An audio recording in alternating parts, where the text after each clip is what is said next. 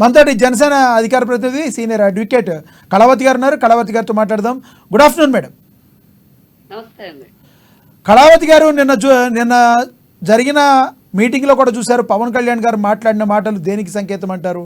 అంటే ప్రస్తుతం ఉన్న రోజుల్లో, రానున్న రోజుల్లో మేము ఎటువంటి పరిస్థితుల్లో బలంగా గెలవబోతున్నామని చెప్తున్నారు. ఎందుకు అంత ధీమాగా చెప్తున్నారు? నమస్తే అండి. నాతో పాటు ప్యానెల్లో కూర్చున్న సభ్యులకు ఈ అవకాశం ఇచ్చిన మీడియా వారికి, అలాగే అందరినీ జాతిని జనసేన జాగృతం చేస్తున్న అక్షర సత్యం గారికి నా హృదయపూర్వక నమస్కారాలు. అయితే అండి, పవన్ కళ్యాణ్ గారు కేవలం ఒక సామాజిక